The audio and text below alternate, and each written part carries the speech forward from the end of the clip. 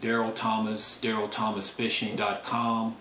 Want to talk to you today about choosing the right hook for the particular piece of plastic that you're going to be fishing. A lot of guys make hook choices more difficult than they need to be. I try and keep it very simple. There's only a few different types of hooks that I use for my soft plastics, and I want to kind of go over with you my choices.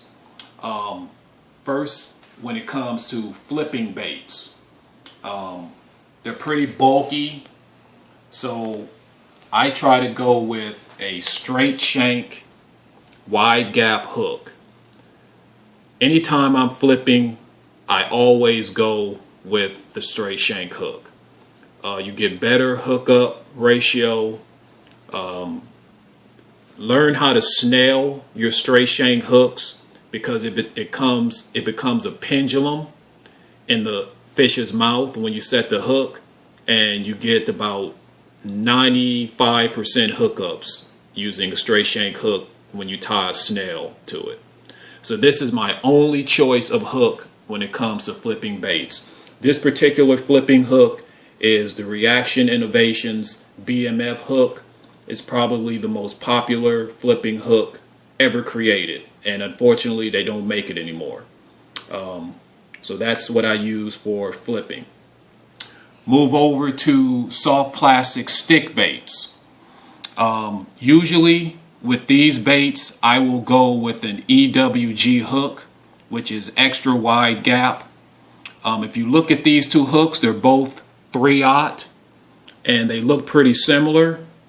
However, if I turn this one around and face them, you can see that this hook has a longer point to it. This is the Gamakatsu Deep Throat EWG hook, and this is just a regular EWG hook. I use the Deep Throat hook if I'm having problems hooking fish.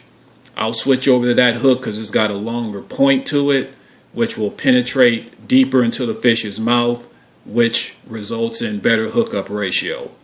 So these are the two hooks that I use for my soft plastic stick baits. Moving down to straight worms. This is a 7-inch Power Team Lures tickler worm, and the two different hooks that I use for this type of worm is the offset hook. As you can see, it's almost a straight shank, but it's got the little bend here, which helps keeps the worm on the hook. However, I've come to use this hook more often. It's called a G-lock. The reason I like this hook more is because it's kind of a combination between the EGW hook and the offset hook. You've got the bend here, as you can see, but if you look at the hook point, it kind of bends inward. What that does is when you're skin hooking your bait, it locks it onto the hook, so it doesn't slide down like it does with the straight shank hook or with the offset hook. So this is a very good hook for not only straight worms, but I also use it for my soft plastic stick baits as well. Very good hook. It's quickly becoming my favorite hook to use.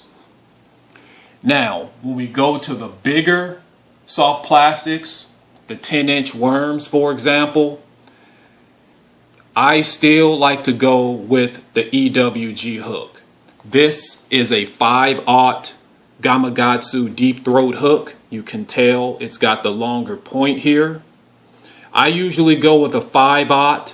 That's what I'll start out with. If I'm having problems hooking up fish on a 10-inch worm using a 5/0 hook, I then go to the Gamakatsu Monster. This is a 7/0 hook.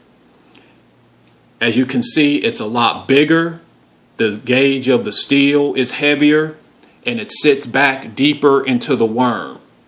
So if you're getting short strikes or you're getting fish biting off the tail, switch over to the 7/0. Now, If I switch over to this one and I'm still having hookup problems, then I will go to this hook. This is an offset owner 7/0 hook. As you can tell, it's got a longer neck, which would enable the hook to sit further back on the worm. And of course, it's got a longer shank, which enables it to sit further back on the worm as well. So if these two aren't hooking up the fish, you switch over to this one and you should hook them up pretty good after that. Those are my choices when it comes to worm and soft plastic hooks.